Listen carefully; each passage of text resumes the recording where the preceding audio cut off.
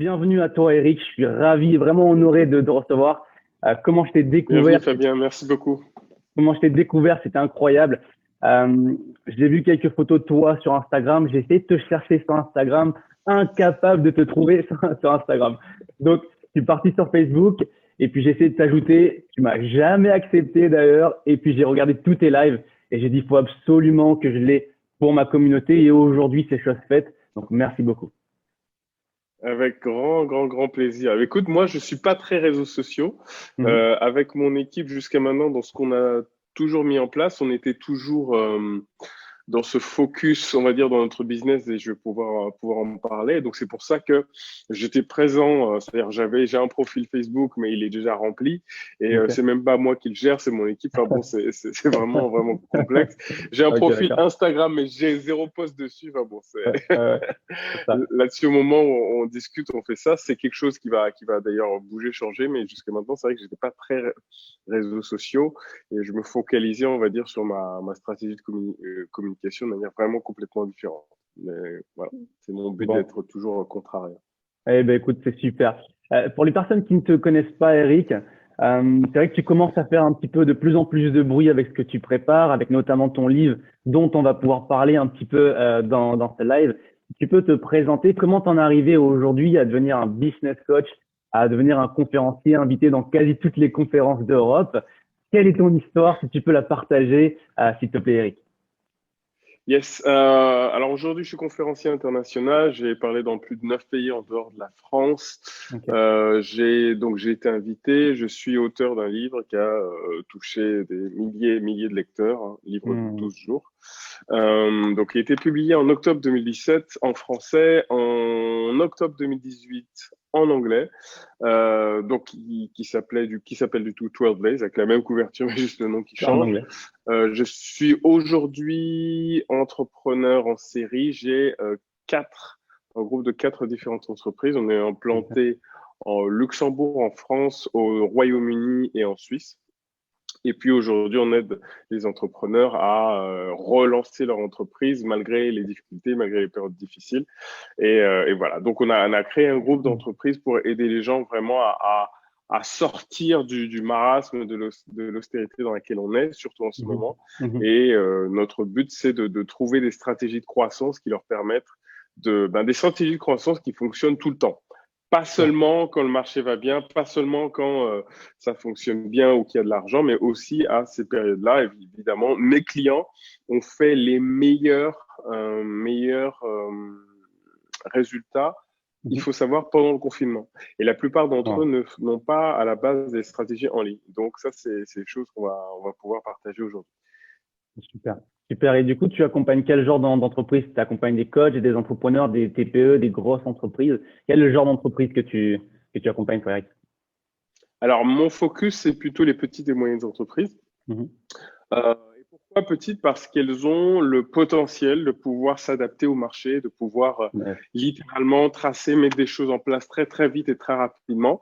Parce que l'un des points qui est fondamentaux pour nous, c'est pivoter, c'est-à-dire notre capacité à Mhm. changer de direction à n'importe quel moment et à s'adapter aux différentes conditions, aux différents marchés. Et c'est vrai que la plupart des gens font ce qui a déjà été fait. Et c'est vrai que quand en 2017, je me suis positionné sur le coaching de très haut niveau et Ok. le consulting et du coup amené un format de prestation très très élevé, la plupart des gens se sont dit ah bon on va faire la même chose. Et du coup il y a toute une industrie, des milliers de personnes qui sont mis à faire exactement la même chose. Et pour moi c'est un souci parce que lorsqu'on copie, on n'a pas sa propre identité, sa Mhm. propre identité. Donc Yes. aujourd'hui on va encore prendre le marché à contre-pied, faire des choses complètement nouvelles. Et c'est la raison pour laquelle, en fait, on est là et on fait ce qu'on fait. On est vraiment passionné par ce qu'on avance et ce qu'on a envie d'amener. Tu me posais une question tout à l'heure par Mhm. rapport à mon histoire. Il faut Ouais. savoir qu'en effet, ça n'a pas toujours été simple pour moi. Mhm. Mhm. Il faut savoir qu'à la base, la raison pour laquelle je suis devenu conférencier, c'est qu'avant, j'étais dans la musique. Et pourquoi j'étais dans la musique? Parce qu'en fait, c'était un exutoire pour moi. Il faut savoir que dans mon enfance, mon père, on va dire, était très autoritaire, il était violent, il m'a battu jusqu'à l'âge de 16 ans. Donc, Mhm. à cause de ça, je suis sorti de là avec beaucoup de rancœur, beaucoup de colère. J'étais en rébellion, en combat contre lui. Mhm. Il voulait que je Yes. fasse des études d'ingénieur, que je fasse à l'époque maths sup, maths spé, ainsi de suite. Et puis, pour lui, ce qu'il appelait la filière royale. Et moi, je voulais pas faire ça. Non seulement je voulais pas faire ça, mais en plus, j'avais d'autres choses. Mais en même temps, je savais pas ce que je voulais. À l'âge de 19 ans, il m'a mis à la porte.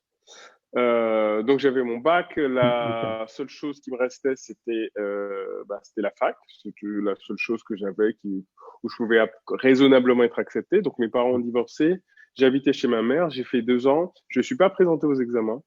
Oh. Pourquoi? Parce que je tournais en rond et puis je trouvais pas vraiment ce que je voulais. Donc je me suis retrouvé sans diplôme à part le bac. Et puis à l'époque, comme le service militaire était obligatoire, du coup j'ai fait mon service militaire donc pendant 10 ans. 10 mois, pardon. Ok. Et Ok. pendant 10 mois, peut-être j'avais l'impression que ça a duré 10 ans. Pendant 10 mois, je me suis retrouvé d'abord, j'ai fait les classes en fait près de l'Allemagne. Et là, Ouais. c'était assez terrible. Parce que les classes, en fait, c'est un peu comme si tu es prisonnier, enfin, tu es dans une prison de haute sécurité. C'est-à-dire tout ce que tu dis, tout ce que tu fais, en fait, on sait, tout est cadré, tout est tracé à la virgule près. Et moi, Mhm. t'imagines, j'étais sorti de là avec, genre, vraiment prisonnier, j'étais en colère, mais en même temps, j'étais extrêmement timide. Donc, je voulais le côté où j'avais envie de sortir de cette prison. Mhm. Donc, je deviens étudiant. Donc, ça y est, au bout de 2 ans, je commence à me libérer un peu. Et puis, hop, je me retrouve dans une autre prison.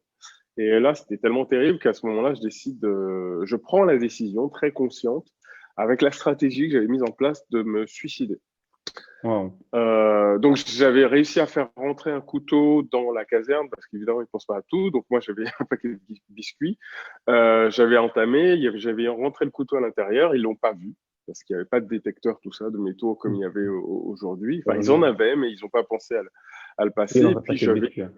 très, vraiment décidé que j'allais me tuer, j'allais en terminer. Et ce qui se passe, c'est qu'au moment où je décide, on me dit, écoute, tu vas être affecté dans le sud de la France.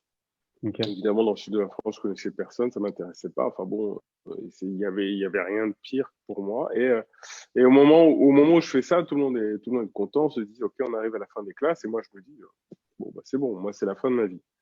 Mhm. Et je pense très sincèrement. Donc, j'imagine que je vais me taillader les veines. J'ai fait rentrer ce couteau-là. Donc, du coup, je me dis, c'est au moment où je prendrai la douche parce que c'est le seul moment, en fait, où on n'est pas surveillé. Et voilà, et ma décision est arrêtée. Et il faut savoir, c'est qu'à ce moment-là, je me refais convoquer. Il me dit, Béanzin, venez ici et tout. Wow. Ouais. Je repars. Et ils me disent, finalement, vous êtes affecté à Paris. Je dis quoi? Et là, je comprends pas.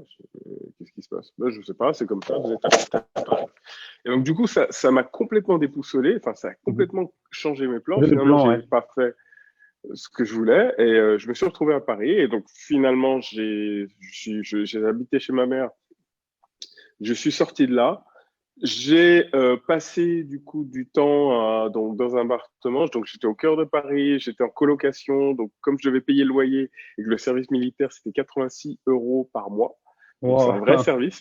Ok. Ok. Donc, j'ai travaillé dans une enseigne de restauration rapide très connue qui fait des hamburgers Mhm. pendant cette période-là. Et donc, lorsque le matin, j'allais travailler donc, à l'armée, le soir, j'allais aussi du coup bosser dans cette enseigne, dans un restaurant qui était dans le 13e arrondissement de Paris.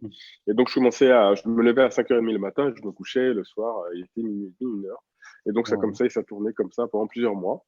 Et comme j'habitais avec un musicien, moi, je faisais la musique depuis 2 3 ans. Je me suis dit, Mhm. écoute, moi aussi, je vais me mettre à faire de la musique professionnellement. C'était son rêve et du coup, c'est devenu le mien. Et c'est comme ça qu'au fur et à mesure, moi, je faisais de la guitare, de la basse, j'ai travaillé beaucoup.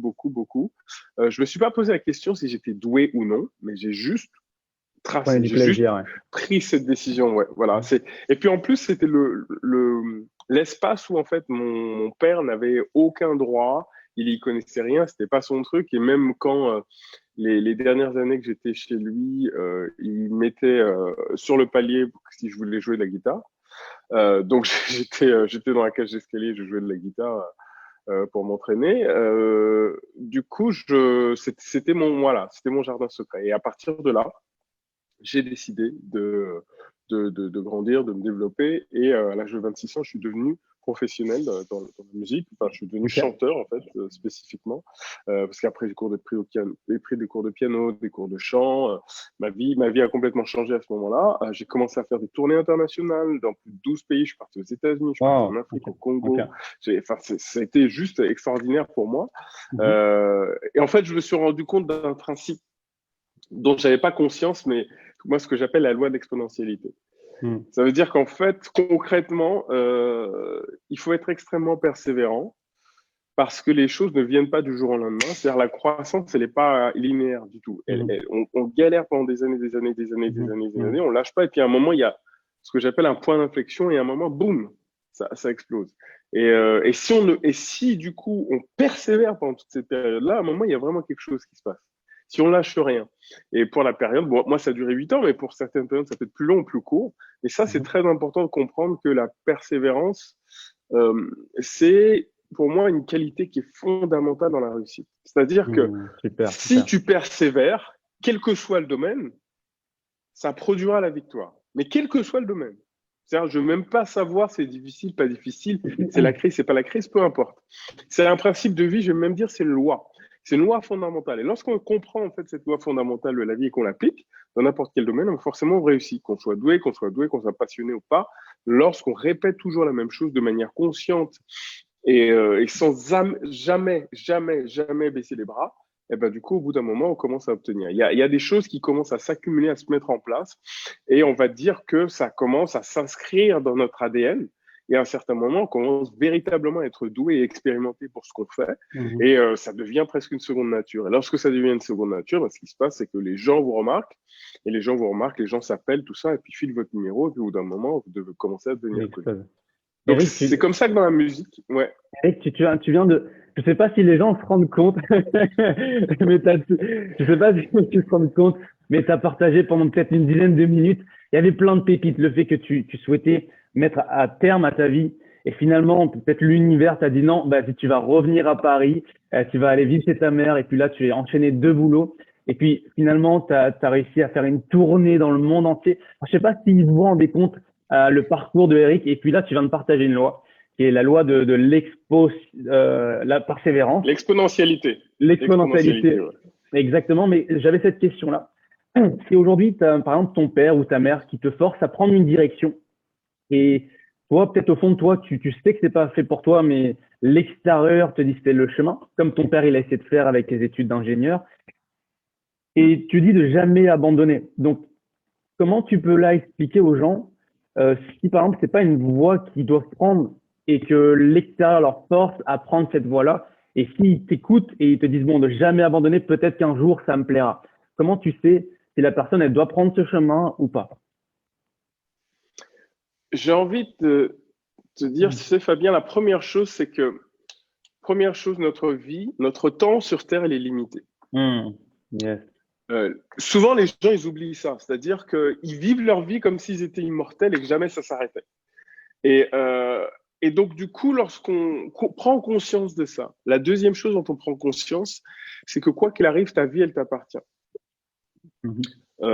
Alors, évidemment, mon but, c'est pas d'inciter les gens à la rébellion, hein. Je veux dire, si tu es mineur et que tu habites encore chez tes parents, Ouais. fais ce que tes parents te disent, parce que sinon, bah, soit ils vont être en colère, te mettre à la porte. Enfin, bon, bref, Mhm. c'est pas la Mhm. chose que tu as envie de vivre. Le point qui est le plus important, c'est que quand tu deviens adulte et quand tu deviens en âge de prendre des décisions, là, c'est ta propre responsabilité. Tu pourras jamais dire que, ouais, c'est la faute de mon conjoint, c'est la faute de mes parents, c'est la faute de mes enfants, c'est la faute, parce que j'entends de tout. Mhm. Et un autre principe qui est super important, c'est la loi de la responsabilité. Personne d'autre que toi est 100% responsable de tes choix, de tes résultats, de tes paroles et je vais même dire de tes pensées. Mhm. Mhm. Et ça, c'est fondamental. Parce que personne d'autre, il peut se passer beaucoup de bruit tout autour. Mhm. Mhm. Mais si toi, tu ne prends pas le contrôle et la responsabilité de ce qui se passe à l'intérieur de toi, Mhm. Yes. alors ça veut dire que tu n'as pas de vie en réalité. Et ça, c'est fondamental parce que lorsque tu vas décider de véritablement faire ce qui brûle à l'intérieur de toi, et tu sais vraiment ce qui brûle lorsque cette chose-là, elle dure dans le temps. C'est-à-dire que Un an passe, 2 ans passent, 5 ans passent, 10 ans passent et tu as toujours envie de faire ça, tu l'as toujours pas fait. C'est juste que ça veut dire que cette chose-là a passé l'épreuve du temps. Et lorsque ça passe l'épreuve du temps, bah, ça signifie que c'est vraiment ce que tu as envie de faire. Et donc, ça signifie que tu dois écouter tes tripes.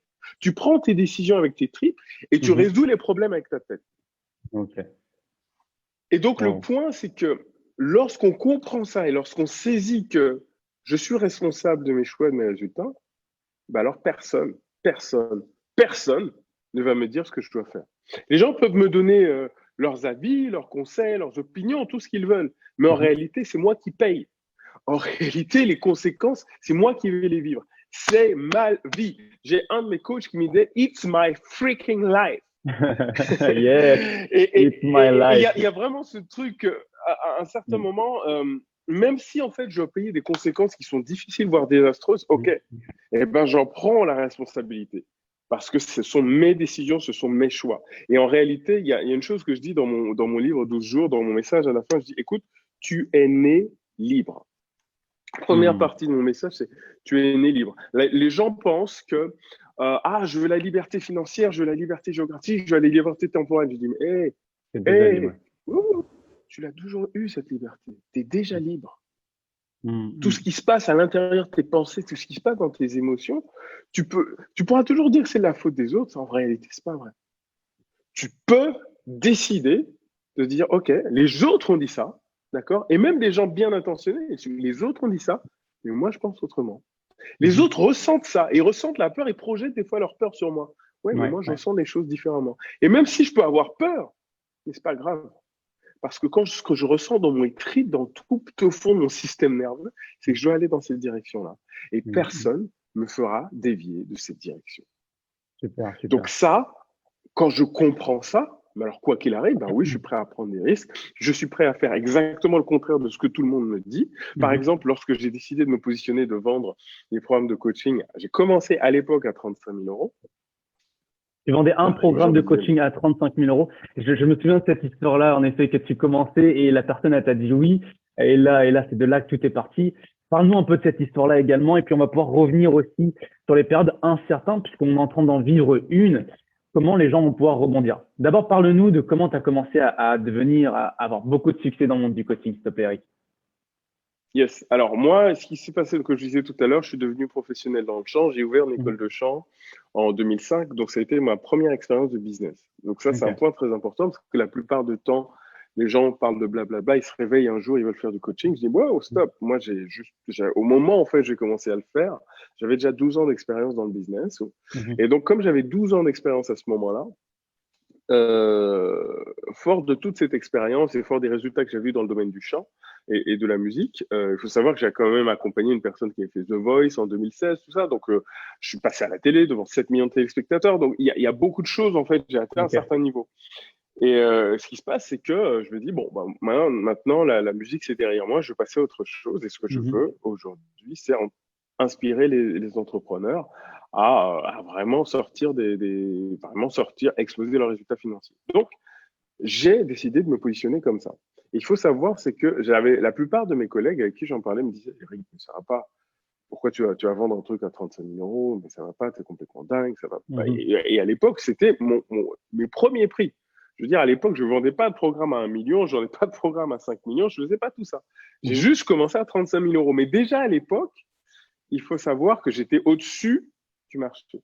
C'est-à-dire que la limite supérieure du marché, il était là. J'étais à 35 000, les jeux étaient à 20, 30 000 en dessous, ainsi de suite. Mais et ils vendaient ils vendaient des masterminds, ils ne vendaient pas de coaching. Donc à ce moment-là, moi, ce que j'ai fait, c'est que je me suis positionné comme ça. Et je dis, voilà, ma promesse, c'était ça. C'était une promesse qui était très, très agressive à l'époque. Et donc, du coup, j'ai eu mes premiers clients. Mais il faut savoir qu'avant d'avoir ces premiers clients, premier mois, je fais 0 vente. Yes. Je me souviens, c'était en février. C'était le 7 février. Je me souviens, c'était l'anniversaire de mon père. Et à ce moment-là, je me suis présenté officiellement en coach. Jusqu'à maintenant, tous les gens pensaient que je faisais du coaching vocal et j'ai arrêté ça. J'étais plus prof de chant. Et j'ai dit, bon, voilà, première chose, premier mois, 0 vente. Deuxième mois, 0 vente. Ça commence à être chaud. Parce que quand tu fais 0 vente, la plupart des gens se disent, Eric, c'est trop cher, t'abuses. Tous tes collègues me disaient, Ouais. machin, c'était pas possible, ils y croyaient pas. Et ils faisaient ça pour mon bien, mais bon, voilà, ça marchait pas. Donc, forcément, pour eux, il fallait que je m'arrête. Troisième mois, pareil, 0 vente. Et tu sais, ce qui se passe, c'est que moi, je vais dans les endroits, je savais pas networker. Je savais pas networker. À chaque fois, jusqu'à maintenant, que j'allais dans un événement networking, moi, tout ce que je connaissais, c'était les petits fours et les jus de fruits. Alors, donc, Yes, ok. si tu veux, C'est comme j'étais compliqué. pressé, fallait que je close, moi. Fallait que je close les deals. Mhm. Donc, j'avais pas de technique. Donc, il a fallu que j'invente une technique pour pouvoir closer et vendre le plus rapidement possible. Et donc, du coup, c'est comme ça que mes techniques de closing, en fait, sont venues. C'est-à-dire que je me suis dit, comment est-ce que je peux très vite créer de l'attraction très forte? Je me dis, il faut que je choque les gens. Il faut que je choque les gens. Alors, ça venait de mon parcours de musicien, de D'artiste, chanteur. ouais. Il faut que je choque les gens et en même temps, il faut que je crée une connexion émotionnelle Émotionnel. très forte.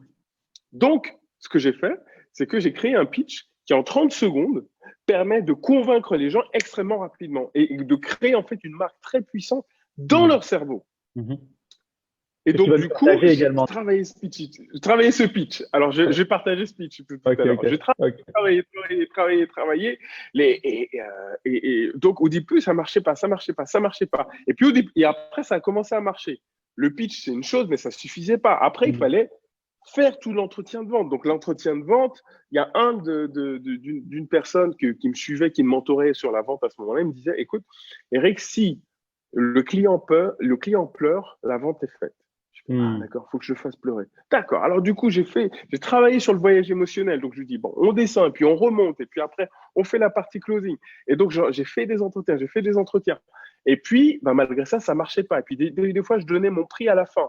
Et ben, quand je Mhm. donnais mon prix à la fin, les gens étaient super contents. Et quand je donnais le prix à la fin, Ouais. les gens m'insultaient. Les gens étaient en colère. Mhm. Pourquoi? Parce qu'ils n'imaginaient pas. Lorsque je leur disais c'est 18 000 euros, 35 000 euros, je leur disais mais c'était impossible qu'ils aient l'argent. Donc, du coup, ils étaient en colère après moi. Donc, ça signifie que à partir de là, j'ai commencé à annoncer mon prix en avant, en premier. Ok. Et là, ça change tout. Parce que comme j'annonçais mes prix en premier, comme les gens savaient que je vendais des trucs chers, bah, du coup, bah, moi, j'étais détendu parce que je disais dès le départ. Donc, si tu veux, j'avais désamorcé, j'avais lâché la bombe, tu vois. Et Mhm. donc, du coup, bah, les gens, s'ils étaient libres de pouvoir Mhm. discuter avec moi ou pas, Mhm. parce que j'étais complètement décomplexé par rapport au prix. Et ce qui était Ouais. très intéressant, c'est que à cette période-là, j'avais une des personnes qui me connaissait à ce moment-là, qui me connaissait depuis longtemps, qui m'avait déjà vu parler. Lui, il était persuadé que j'étais multimillionnaire, alors que j'avais fait 0 euros. Depuis combien de mois là? 0. 3, 4 mois déjà? Ça faisait 3 mois et j'étais toujours à zéro, mais lui était persuadé que j'étais multimillionnaire. Et ça, c'était fort parce que ça signifie que je Mhm. commençais À à vibrer. imprimer en fait dans mon corps ce que je voulais vraiment devenir. Mhm. Mhm.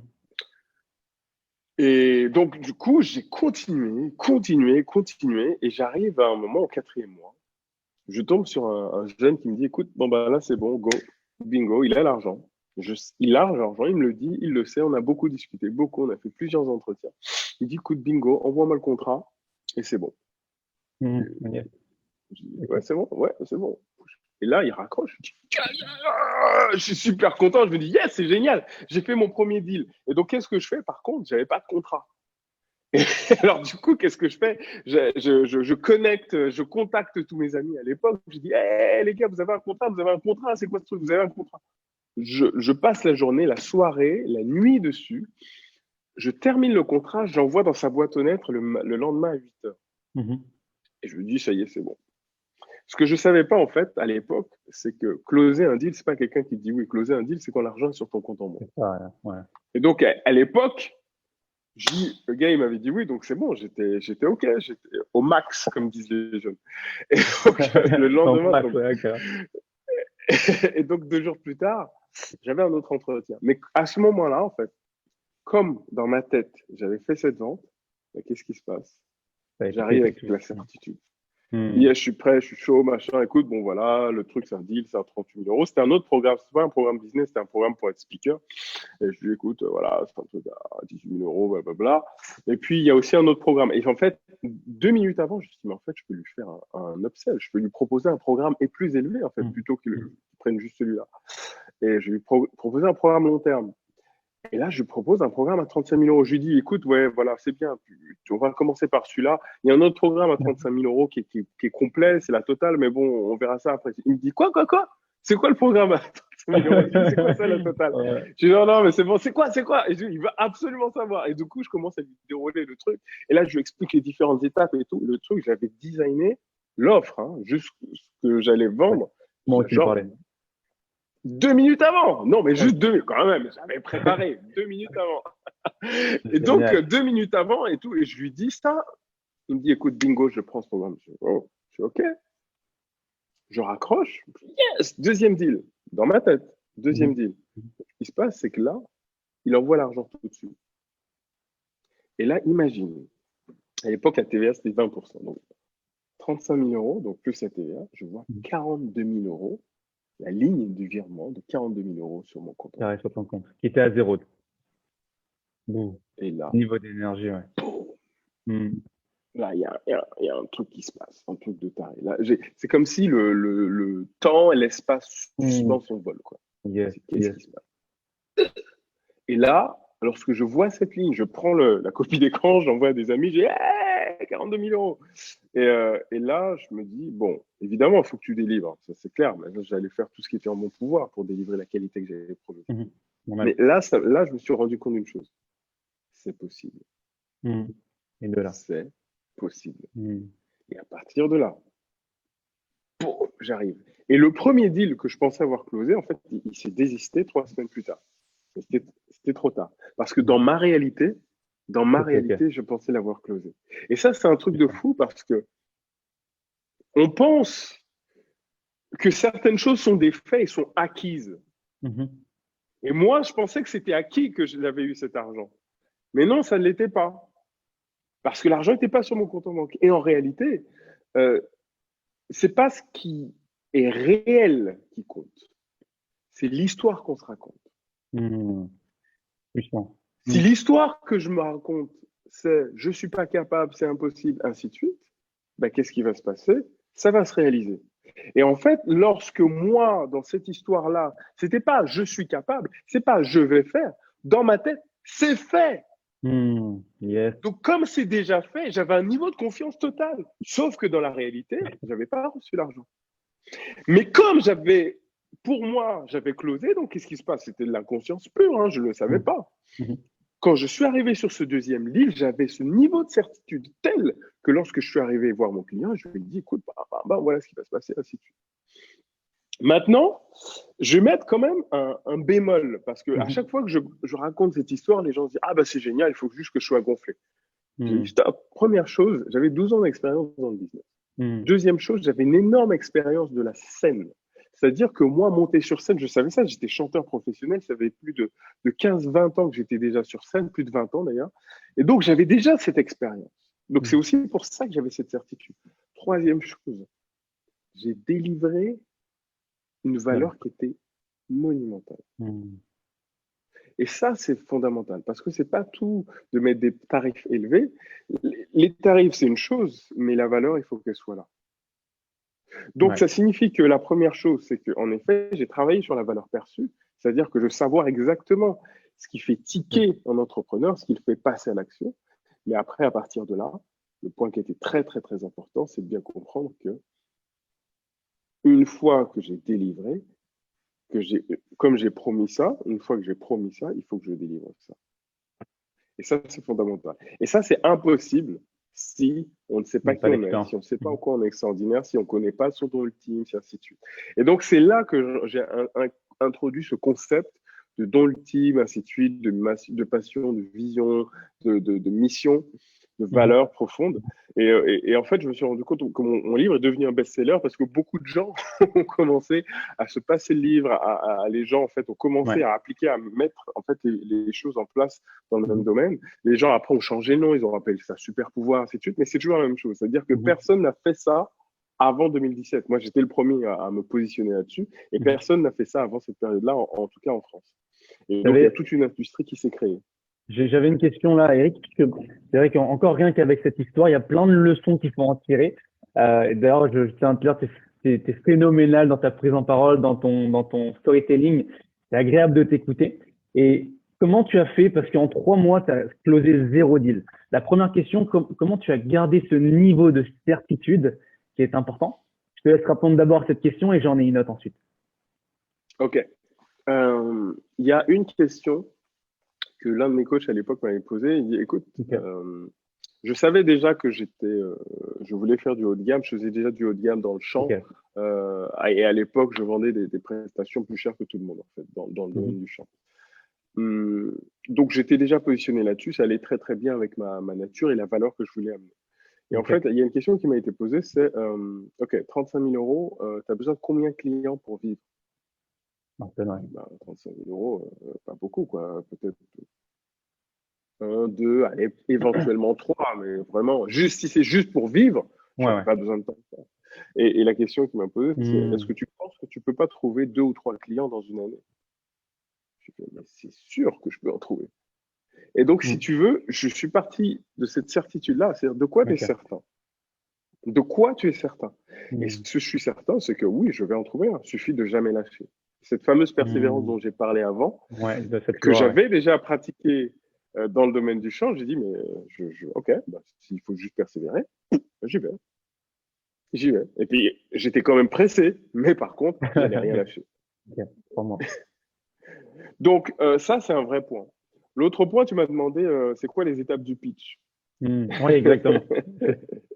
Ton pitch, déjà, Les si tu étapes peux du déjà pitch. nous délivrer ton pitch, parce que c'est vrai que tu nous as Ah, dit que c'était la transition qui a fait que, ben voilà, quand tu allais dans des soirées de networking, tu avais préparé, tu étais prêt quand tu allais sur le terrain, tu avais 30 secondes pour convaincre, et c'est de là que tout est parti finalement. Donc, si tu peux déjà délivrer ouais. ton pitch et nous expliquer les étapes. Un, deux, un, deux. Hello. Le pitch était trop puissant. Alors, je me suis dit, ça y est, je suis devenu l'animateur principal. Est-ce que tu peux reprendre la main parce que j'ai relancé l'enregistrement. Ok. Est-ce que tu dis-moi si tout est OK et sinon je reprends là Tout, où j'étais, hein. tout est OK. Donc là, j'ai l'enregistrement qui est reparti. Il peut y aller à nouveau. Hop, c'est parti. Ouais, donc je l'ai relancé sur le cloud, donc j'espère que tu auras tout. OK. Sinon, si tu peux, alors, enregistrer. Non, c'est bon, je l'ai. Parfait. OK, super. Finger crossed. Yes, alors, le point qui m'a frappé, donc 2 fois plus, donc c'est pour moi aujourd'hui, Mhm. multiplier son business mardi, c'est plus facile que par deux. Et là, les gens ne comprenaient pas OK. pourquoi. Et je leur disais, écoute, c'est ça. Mhm. Si tu veux faire multiplier ton business par deux, c'est ça. Tu vas faire 2 fois plus que ce que tu fais déjà. Soit tu vas faire 2 fois plus de marketing, tu vas faire 2 fois plus de ventes, tu vas avoir 2 fois plus de clients, ainsi de suite. Et concrètement, en fait, 10 fois plus, c'est impossible. Donc, tu vas te poser des questions différentes. Tu te dis, comment est-ce que je peux multiplier mon business par 10, mais sans moi travailler 10 fois plus? Et qu'est-ce que je dois faire? Je dois apporter 100 fois plus de valeur perçue sur le marché Mhm. pour pouvoir recueillir 10 fois plus d'argent. 100 fois Mhm. plus de valeur perçue. Et donc, du coup, les gens ils disent, ah ouais, ça a du sens. Mais alors, comment tu fais ça? Eh ben, du coup, Exactement. J'allais te poser la question. eh ben, c'est exactement comment commence un entretien de vente. Mhm.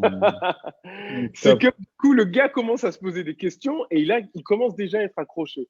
Parce que Mhm. ce qui se passe, c'est que quand tu crées une disruption, c'est-à-dire tu lui pètes la tête, c'est-à-dire tu lui dis quelque chose qu'il ne sait pas, qu'il ne sait pas. Mhm. Mais tout de suite après ces disruptions, donc d'abord, il y a la promesse forte, ça c'est la première étape du pitch. Deuxième chose, il y a la disruption.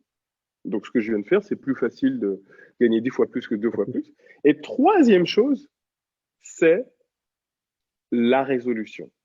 Si tu arrives à résoudre la disruption que tu viens de dire, qu'est-ce qui se passe? Le gars, tu viens de lui péter la tête parce qu'il vient de réaliser une chose. Avec des mots simples, tu viens de lui faire réaliser une chose Ah qu'il ouais. n'avait jamais imaginée. Mhm. Mhm.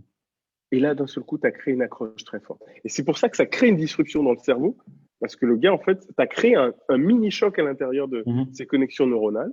Et Mhm. donc, du coup, le gars, il reste accroché, il demande, mais comment tu fais ça? Et boum. Et c'est là que la vente commence. Parce que la Mhm. vente, du coup, c'est un enchaînement de questions. Je dis, écoute, c'est une excellente question.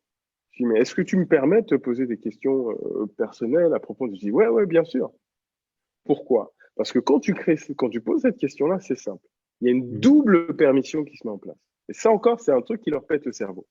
Première chose, comme tu veux l'aider, tu l'as accroché, tu veux l'aider, il t'a déjà posé la question, il est déjà en demande. Donc, je lui dis, écoute, pour que je t'aide, est-ce que tu me permets? Un truc de base, la politesse, fait que, écoute, comme il me demande gentiment, oui, je vais lui répondre à ses questions personnelles. Mais qu'est-ce qui se passe? C'est qu'à partir de là, il se donne lui-même la permission de s'ouvrir à toi. C'est la raison pour laquelle, en fait, il y a une permission qui te donne à toi, c'est une permission qui se donne à lui-même. Donc, du coup, boum, le canal est ouvert. Et comme le canal est ouvert, toi, tu vas lui poser des questions et des questions orientées puissantes. Et les questions orientées puissantes, c'est des choses que je partage, en fait, vraiment dans mes formations de closing très haut de gamme. C'est que comment est-ce qu'on pose une question qui oriente la personne directement là où tu vas aller. sur ce que tu veux, mais la personne ne s'est même pas rendue compte que c'était une question. Et donc, en gros, c'est une affirmation qui est déguisée. C'est-à-dire, tu dis une affirmation que tu crois. Par exemple, imagine que une question qui était en rapport avec moi, c'est est-ce que ton père était très autoritaire avec toi? Et là, ce que tu mets, c'est que tu mets un point d'interrogation à la fin et tu mets est-ce que devant nous. Est-ce que ton père était très autoritaire avec toi? Point d'interrogation. C'est ça une question orientée puissante. C'est-à-dire que c'est un statement, c'est une affirmation dans lequel devant tu mets est-ce que et à la fin tu mets un point d'interrogation. Et qu'est-ce qui se passe? Eh ben, la personne se retrouve à répondre une question. Il faut savoir que celui qui pose des questions, c'est celui qui mène la danse.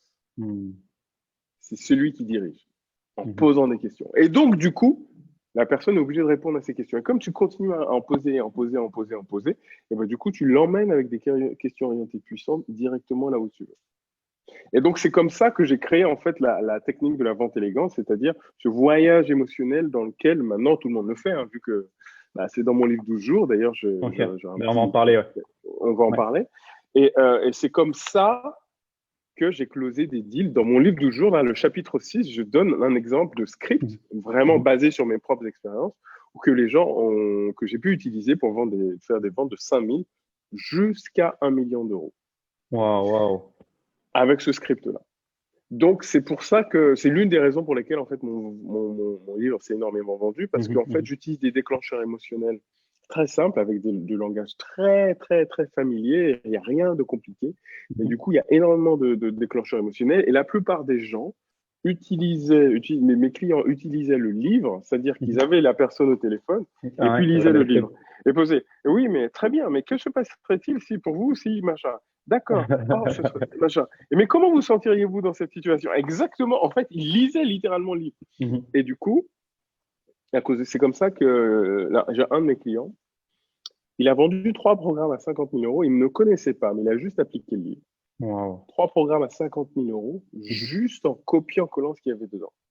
Et ça, c'est un truc de dingue. Parce qu'en réalité, j'ai juste donné le manuel, le processus clair pour vraiment avoir une entreprise qui prospère, mais quel que soit le milieu, quel que soit le lieu, quelle que soit la direction. Donc, voilà ce qui se passe, voilà ce qui s'est passé, Fabien, c'est que la plupart des gens se sont mis à copier ce qu'on a fait, parce qu'en fait, ils ont juste copié ce qu'il y a dans le livre et la partie supérieure. Ils ne voyaient pas en fait toute la consistance qu'il y avait en dessous. Et du coup, lorsque tous ces temps incertains sont arrivés, il y a beaucoup de gens qui ont commencé à couler. Et donc, il y a eu de tout. Il y a eu des gens qui étaient pour, il y a eu des gens qui étaient contre. C'était un gros truc à propos du high ticket et patati patata. Ouais. Moi, ce que j'ai envie de dire aujourd'hui, la seule chose qui importe, c'est la valeur. La seule chose qui importe, c'est l'intégrité qu'on a lorsqu'on a nos clients en face de nous et qu'on les regarde droit dans les yeux et qu'on leur dit voilà ce que je te promets. Ça, c'est vraiment fondamental. Donc aujourd'hui, ce que j'ai envie de dire après toutes ces années d'expérience, c'est pas tout de vendre cher. Le point qui est le plus important, c'est qu'est-ce que tu apportes à ton client, qu'est-ce que tu délivres et quelle marque tu vas laisser dans son business et dans sa vie. Et si tu es capable de te regarder dans une glace et de te dire, écoute, je vais littéralement transformer sa vie, et que ça va valoir le coup et que ce qu'il va mettre sur la table, eh ben, moi, je vais délivrer 10, 100 fois plus, eh ben, ok, alors là, ça vaut le coup de vendre cher. Super. Super. Donc, tu as appelé ça la vente élégante. Et puis, parce que je vois qu'il nous reste 5 minutes et il y a encore tellement de choses à dire, Eric. Yes. Euh, si tu veux nous parler un peu de l'histoire de ce livre-là qui a été écrit dans des conditions extrêmes, premièrement, et puis Yes. après, on va pouvoir terminer avec 2 questions où tu vas pouvoir partager encore un petit peu un bout de toi. Yes, alors le livre 12 jours, j'ai écrit entre le 7 et le 19 juillet 2017. Ce qui s'est passé, c'est Ok. que mon business commençait à fonctionner très correctement, ça se passait bien. Et puis, ce qui se passe, c'est que là, je me suis dit, ben, je vais me reposer, je vais m'arrêter. Et il me restait exactement 12 jours de repos. C'est-à-dire, le 6 juillet, j'avais mon dernier rendez-vous professionnel. Le 20 juillet, je devais prendre l'avion pour aller à un mariage. Donc, il me restait entre le 7 et le 19. Donc, ça faisait 12 jours. J'ai dit à mon équipe, réservez-moi un lieu, tout ça. Je veux absolument, absolument être tranquille, au vert, rien du tout. Je veux rien faire. Et donc, j'avais 12 jours de repos. Mais ce qui s'est passé, c'est que 2 jours avant, en fait, j'ai eu cette intuition qu'il fallait que j'écrive. Et pourquoi le livre? Parce que ça fait plusieurs années que j'avais cette pensée qu'il fallait que j'écrive, que je mette sur papier. Et moi, je dis, j'aime pas écrire. Deuxième chose, je dis, bon, machin, de quoi je vais parler, ainsi de suite. Ça va être compliqué. Et puis, je procrastinais à fond. Puis, je trouvais toujours des excuses. Je travaillais trop, ainsi de suite. Sauf que là, 12 jours de repos total, j'avais le temps. Zéro excuse là. Donc, zéro excuse, quoi. Donc, et donc, la voix me dit, bah, tu vas avoir le temps d'écrire le livre. Je dis, waouh. Donc, j'y vais. J'y vais. Et j'écris ce livre. Et donc, comme je me mets à écrire ce livre, je lui dis, bah, ok, mais si j'écris ce livre, il faut que je sois inspiré. Donc, je décide de jeûner. C'est-à-dire sans manger, sans boire. Et j'en parle à personne. Et c'est un point très, très important parce que la plupart des gens imaginent que c'est impossible de rester sans manger, sans boire pendant plus de 3, 4, 5, 6 jours. Et ce qui se passe, c'est que moi, j'avais expérimenté avant. J'avais fait des jeûnes secs de 3 jours, 3 jours et demi, 4 jours, 4 jours et demi. Et je m'étais rendu compte que dans mon état émotionnel, intellectuel, spirituel et tout, c'était un truc de fou. Je devenais Superman. Donc, qu'est-ce qui se passe? Je vais continuer. Je vais faire ça parce que écrire un livre, c'est pas rien. Tu laisses une trace, c'est un truc qui va rester, c'est une œuvre. C'est une œuvre d'art. En plus, moi, j'étais artiste pendant des années, donc je sais quelles conséquences ça a. Quand tu écris un livre, ça reste, ça bouge, ça change pas. C'est-à-dire que même si aujourd'hui, je changeais, je faisais une nouvelle édition, mais ça ne changerait pas le fait que des gens ont déjà eu la première et qui ont été changés, des gens ont déjà appliqué les principes et tout. Donc, je voulais faire vraiment très attention à ce que j'allais écrire, à ce que j'allais laisser. Mais j'ai fait quand même. Et je me suis dit, si je ne termine pas dans les 12 jours, je ne terminerai jamais. Donc, il faut que je termine dans les 12 jours. Donc, du coup, j'ai fait ce qu'il y a maintenant sur les pages de gauche, là, et les pages de droite. Au départ, je voulais mettre juste les pages de gauche. Je vais écrire un livre tout petit, tout court. Et je vais dire, bon, bah, voilà, c'est en arrivant sur place que j'étais fini au thème de mon livre. Voilà, comment devenir riche, heureux, fier de vous. C'était le sous-titre. C'est ça la thème. Voilà, c'est ça. Et bon, du coup, tout ce que j'avais appris, en fait, pendant des années, à propos de la vie, à propos de la mission de vie, à propos de qui on est, à propos du business de la vente et tout, j'allais mettre ça. Et puis, ça continue. Et puis, le deuxième jour, j'ai cette même voix qui me dit parle de ton jeûne. Et là, je dis non, c'est pas possible. Les gens vont me prendre pour un gourou et complètement cinglé. Le gars passait toujours sans manger, sans boire, c'est pas vrai, c'est pas possible et tout. Personne va me croire. Donc, je vais pas faire ça. Et puis ça insiste. Je parle de mon jeûne. Je dis, mais comment je peux parler de mon jeûne alors que je suis en train de parler de business? Enfin, ça n'a rien à voir. Comment je peux comme ça qu'elle une idée, ok.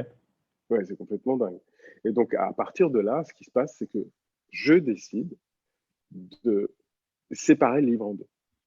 Basé, en fait, sur un livre qui s'appelle One Minute Millionnaire, donc Révéler le millionnaire qui est en vous, sauf que là, ce n'était pas une vraie histoire. Et donc, à partir de là, ce que je fais, c'est que je vais mettre sur les pages de gauche la partie logique rationnelle, tu vois, t'appliques et ça marche. Et puis sur les pages de droite, un peu comme cerveau gauche, cerveau droit, la partie émotionnelle, personnelle, spirituelle. Et donc, chaque jour correspond à un chapitre. Wow. Et donc, chapitre 1, chapitre 2, chapitre 3. Et en plus, il faut que ça coïncide. Donc, imagine que moi, j'écris avec le traitement texte, je suis obligé de sauter une page à chaque fois. Tu vois, c'est un truc, je me prends la tête. Et comme je parle de ce jeune-là, je suis obligé d'expliquer, mais pourquoi est-ce que je fais ce jeune-là? Parce que les gens, ils vont me dire, mais pourquoi tu fais un truc pareil? Donc, du coup, je commence à raconter mon histoire personnelle. Et donc, c'est comme ça que je commence à séparer sur les pages de droite, en fait, Chapitre 1 de 0 à 7 ans, chapitre 2 de 7 à 14 ans, chapitre 3 de 14 à 21 ans, et ainsi de suite, ainsi de suite.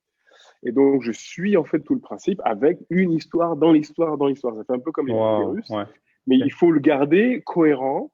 Mhm. Il faut que la mise en page fonctionne bien et je dois faire tout ça pendant ces 12 jours. Et ce qui est un truc de dingue. Donc là, autant la page de gauche était très structurée, j'avais fait mon mind map, ma carte heuristique, je savais ce que j'allais mettre dedans. La page de Mhm. droite, je ne savais pas vu que chaque jour venait les uns après les autres. Et donc, du coup, la page de droite, c'était vraiment à l'inspiration, c'était au feeling. Et les pages de gauche, c'était structuré, c'était cadré. Mhm. Et le 12e jour, je me souviens parce que je me filmais chaque jour. Et donc, quand on voit Ouais. sur le livre, on peut aller regarder la vidéo de chaque jour. Et des vidéos où j'étais plus vaillant que d'autres, clairement. Le 12e jour, je me vois, je suis tout faible, je suis tout maigre, j'ai la moitié de mon cou, j'ai les yeux qui sortent. Enfin, c'est un truc terrible. Les vidéos sont disponibles, hein, il y a les liens. Ok. Et j'avance comme ça et tout.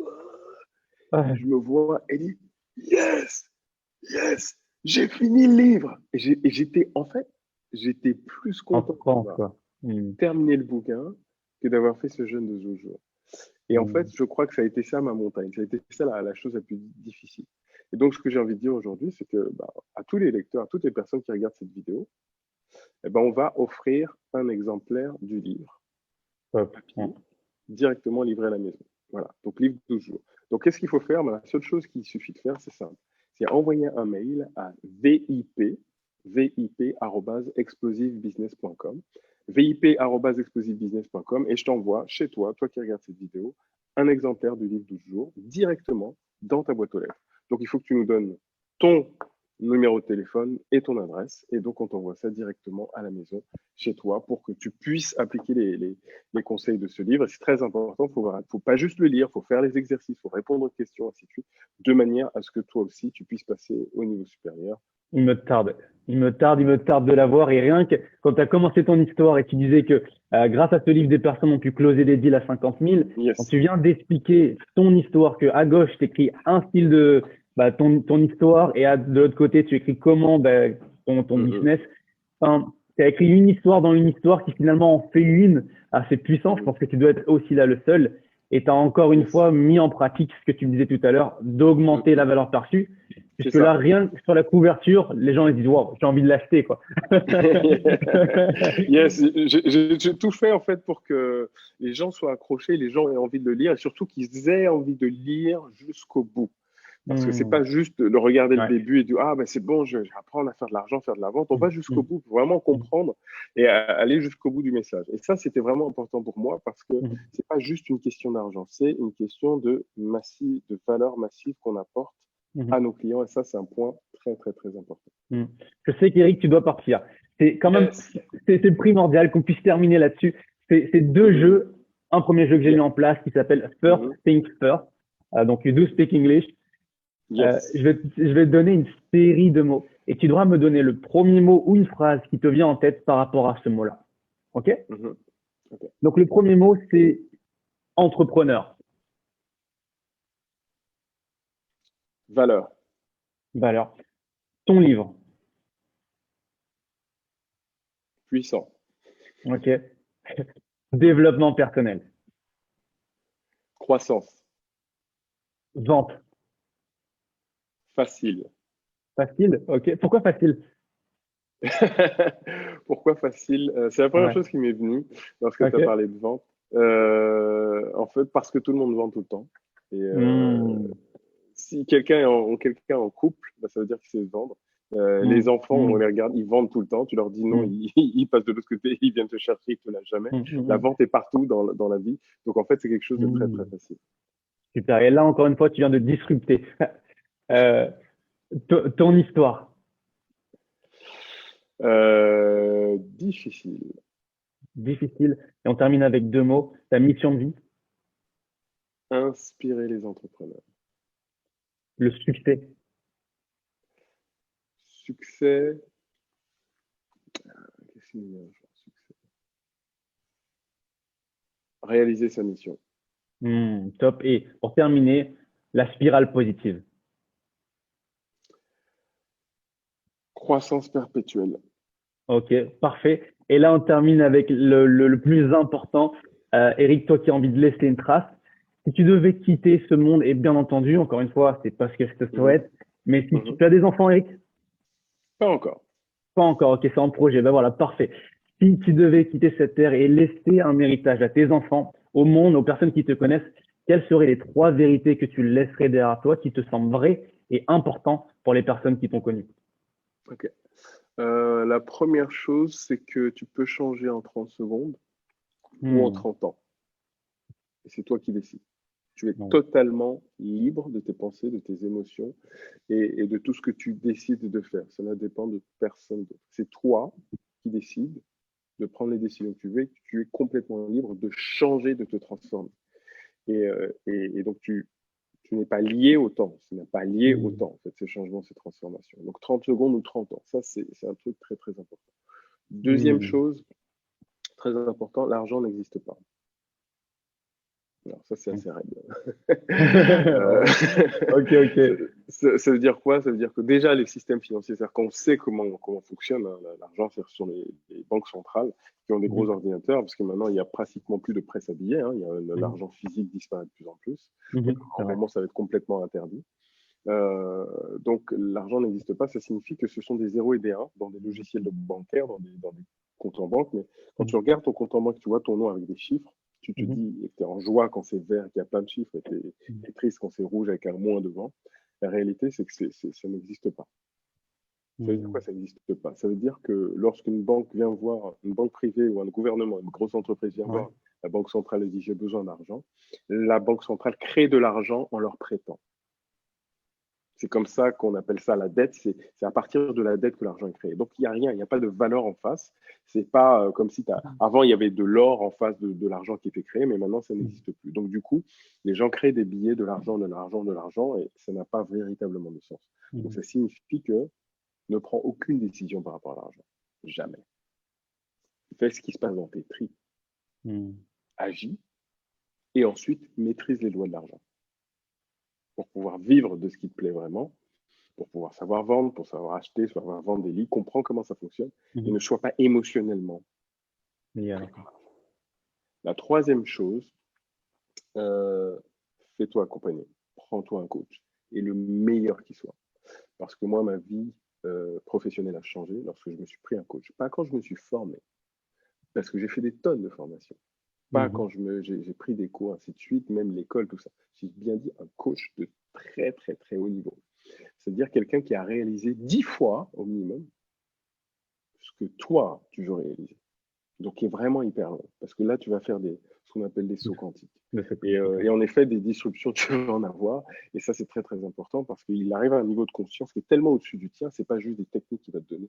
C'est quelque chose qui va transparaître de lui. Et ça, fais-toi accompagner parce que tu vas vraiment gagner des années. Ok. Ça, c'est belle parole, merci. Déjà, rien que le deuxième, l'argent n'existe pas. Je pense que tu as perdu tout le monde ici. Mais merci d'avoir partagé ces trois vérités. Merci d'être toi-même et d'avoir partagé avec le cœur. Tu m'as accordé plus de temps qu'il n'était convenu, donc merci pour ça. C'était un honneur, Eric, et je te souhaite Yes. bonne continuation et on verra ce que tu nous prépares bientôt, non?